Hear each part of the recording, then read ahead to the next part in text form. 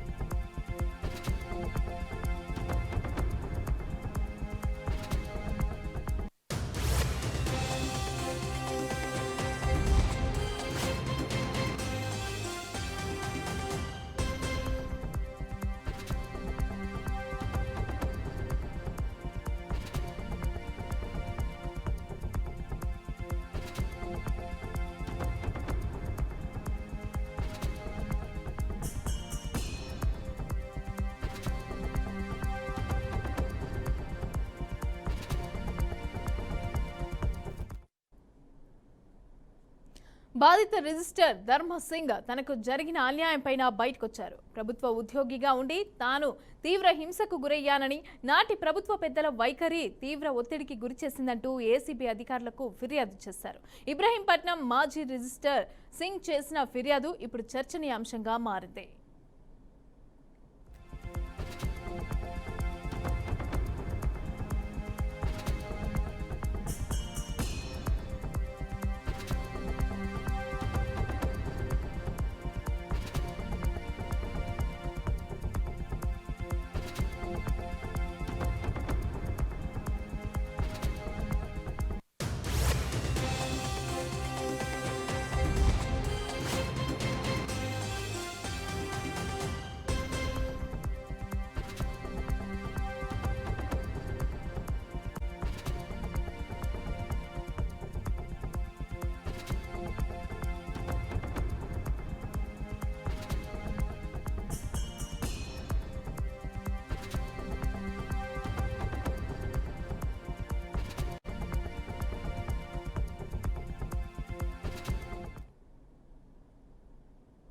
తాను ఇబ్రహీంపట్నం రిజిస్ట్రార్గా ఉన్న సమయంలో బెదిరించి ₹700 కోట్ల విలువైన ఆస్తులను నాటి సీఎం జగన్మోహన్ రెడ్డి భార్య భారతి, జగన్ పిఏ కె నాగేశ్వర్ రెడ్డి, చీమకుర్తి శ్రీకాంత్, అతని భార్య రీతూ చౌదరి, జబర్దస్త్ నటి వనం దివ్య పేర్లపైన రిజిస్ట్రేషన్ చేయించుకున్నారని ధర్మసింగ్ ఆరోపిస్తున్నారు. తనను బెదిరించి విశాఖపట్నం, విజయవాడ, కాకినాడ, రాజమండ్రి, కడియం ప్రాంతాల్లో విలువైన ఆస్తులను బెదిరించి రిజిస్ట్రేషన్ చేయించుకున్నారని ముఖ్యమంత్రి చంద్రబాబుకు రిజిస్ట్రార్ సింగ్ ఫిర్యాదు చేశారు. ఇక అక్రమ రిజిస్ట్రేషన్ కు తాను ఒప్పుకోకపోవడంతో కిడ్నాప్ చేసి గోవాలో బంధించారని ఏసీబీకి కంప్లైంట్ చేశారు. ఇక తన కుమారుడు వద్ద నుంచి ₹1 కోటి వసూలు చేసిన తరువాత విడుదల చేశారని వాపోయారు. ఇక జరిగిన అన్యాయం, అక్రమాలపైన కూడా విచారణ చేయాలని ముఖ్యమంత్రితో పాటు ఏసీబీకి కూడా ధర్మసింగ్ ఫిర్యాదు చేశారు. బాధ్యులపైన కఠిన చర్యలు తీసుకోవాలని కోరుతున్నారు. బాధితుడి ఫిర్యాదుతో రంగంలోకి దిగిన ఏసీబీ అధికారులు దర్యాప్తునకు సిద్ధమవుతున్నారు.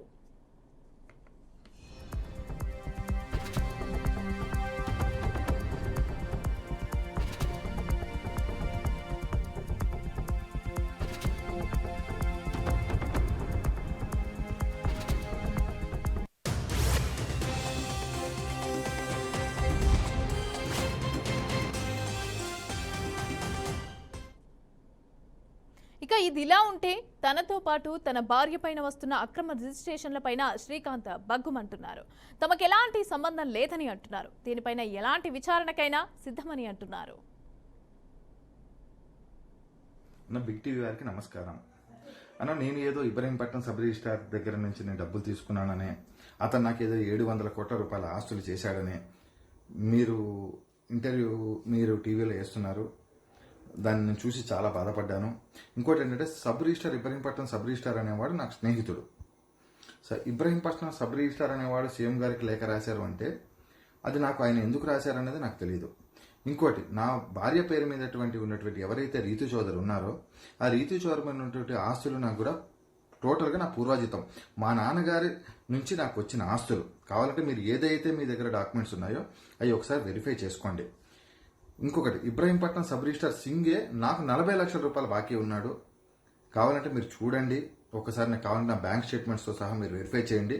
ఇంకోటి, నేను జగన్మోహన్ రెడ్డి గారికి, వైఎస్ భారతిరెడ్డి గారికి, వైఎస్ సునీల్ రెడ్డి గారికి నేను బినామీ అని చెప్తున్నారు.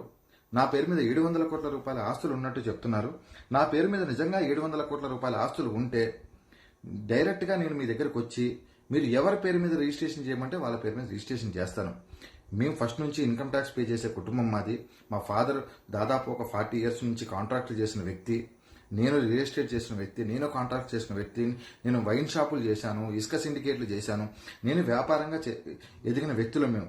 నేను కానీ మా కుటుంబంలో అందరి వ్యక్తులు కూడా ఇన్కమ్ ట్యాక్స్ పే చేసిన వ్యక్తులు మేము. ఇబ్రహీంపట్నం సబ్ రిజిస్టార్ ఏదో లెటర్ పెట్టాడని నన్ను, నా కుటుంబాన్ని ఇలా రోడ్డుని ఎక్కిచ్చేసే సిచ్యువేషన్ అనేది నాకు చాలా బాధగా అనిపించింది. నిజంగా నా దగ్గర 700 కోట్లు ఉంటే మీరు దేనికైనా ఇక అక్రమాలకి సంబంధించి, రిజిస్ట్రేషన్లకి సంబంధించి తనకి ఎలాంటి సంబంధం లేదు అంటూ కూడా శ్రీకాంత్ ఒక వీడియో కూడా విడుదల చేయడం జరిగింది. ఇప్పుడు కూడా మనం దాన్ని చూసాం. దీనికి సంబంధించిన పూర్తి డీటెయిల్స్ కూడా మా ప్రతినిధి వెంకట్ లైవ్లో అందిస్తారు. వెంకట్, చెప్పండి. శ్రీకాంత్ ఏమో తనకి సంబంధం లేదు, సింగ్ అనే వ్యక్తి ఆయన స్నేహితుడు, ఆయన నాకు 40 లక్షలు ఇంకా అప్పుగా ఉన్నారు అనేసి అని చెప్పి మేము ఎలాంటి తప్పుడు రిజిస్ట్రేషన్లకి పాల్పడలేదు అంటూ కూడా ఆయన మాట్లాడడం జరుగుతోంది. సో ఇదంతా ఏ విధంగా చూడాలి, ఎవరిపైన కంప్లైంట్ చేస్తున్నారు, ఏంటి, దీనికి సంబంధించిన డీటెయిల్స్ అన్ని ఇవ్వండి. ఏపీలో మరో భారీ భూ కుంభకోణం బయటపడిందని చెప్పుకోవచ్చు. 2 రోజుల క్రితం నుంచి దీనికి సంబంధించిన సమాచారం అయితే బయటకు వచ్చింది. ఇబ్రహీంపట్నం రిజిస్ట్రార్ ఎవరైతే ఉన్నారో ఆయన సీఎం చంద్రబాబు నాయుడు, అదేవిధంగా ఏసీబీ అధికారులను ఆశ్రయించినట్లు తెలుస్తుంది. గతంలో 700 కోట్ల రూపాయల విలువైన భూములు ఎవరైతే మాజీ సీఎం జగన్మోహన్ రెడ్డి, అతని భార్య, అదేవిధంగా పిఏ కేఎన్ఆర్ తో పాటు చేమకుర్తి శ్రీకాంత్, అదేవిధంగా అతని భార్య రీతి చౌదరి రాష్ట్రంలో పలు నగరాల్లో ఉన్నటువంటి విలువైన భూములను తమ పేరు మీద రిజిస్ట్రేషన్ చేయించుకున్నట్లు ధర్మసింగ్ ఆరోపిస్తూ ఒక లేఖ రాయటం కూడా జరిగింది సీఎం చంద్రబాబు నాయుడికి. అదేవిధంగా ఏసీబీ అధికారులు కూడా ఆయన ఫిర్యాదు చేసినట్లు తెలుస్తుంది. అయితే గతంలో ఎవరైతే వీరున్నారో మాజీ సీఎం జగన్మోహన్ రెడ్డి, ఆయన అనుచరులు ఈయన్ని భయపెట్టి ఈ రిజిస్ట్రేషన్ చేయించుకున్నట్లు తెలుస్తుంది. ముఖ్యంగా అతన్ని ధర్మసింగ్ రిజిస్టర్ అయినటువంటి ధర్మసింగ్ ని కిడ్నాప్ చేసి అతను అక్రమ రిజిస్ట్రేషన్ కు ఒప్పుకోకపోవడంతో అతను కిడ్నాప్ చేయడం జరిగింది. అదేవిధంగా అతన్ని విడుదల చేయడానికి సుమారు 1 కోటి రూపాయలు కూడా అతను కుమారు నుంచి వసూలు చేసినట్లు కూడా ధర్మసింగ్ ఆరోపిస్తున్నారు. దీనికి సంబంధించి ఏసీబీ అధికారులకు ఫిర్యాదు చేశారు. అయితే అసలు నిజాలు అధికారుల దర్యాప్తులో తేలనున్నాయి.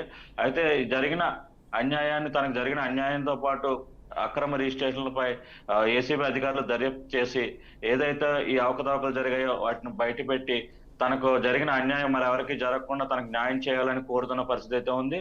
మరోపక్క శ్రీకాంత్ ఎవరైతే ఉన్నారో ఆయన ఆరోపిస్తున్న ఆరోపణలు ఎదుర్కొన్న శ్రీకాంత్ ఒక వీడియో రిలీజ్ చేశారు.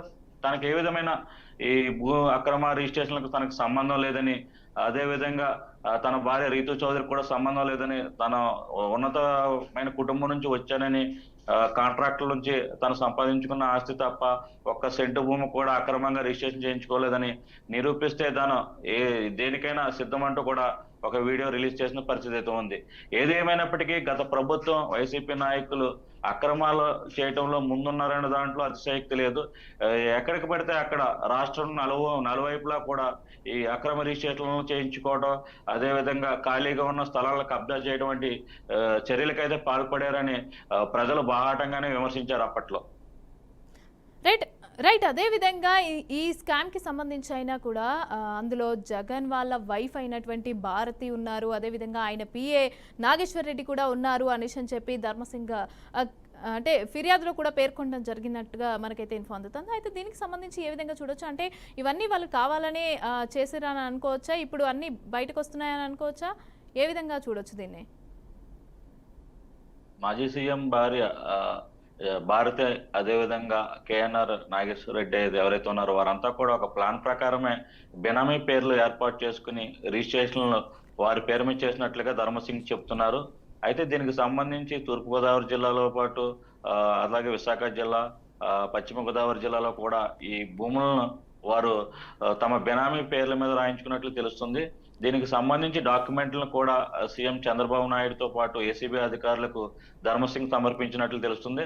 అయితే అధికారులు పూర్తి విచారణ చేస్తే గానీ ఈ భూములు ఎక్కడెక్కడ ఉన్నాయి, ఎవరి పేరు మీద రిజిస్ట్రేషన్ చేశారనే అంశాలు అయితే తేలాల్సి ఉన్నది. Right, thank you Venkat, thanks for the updates.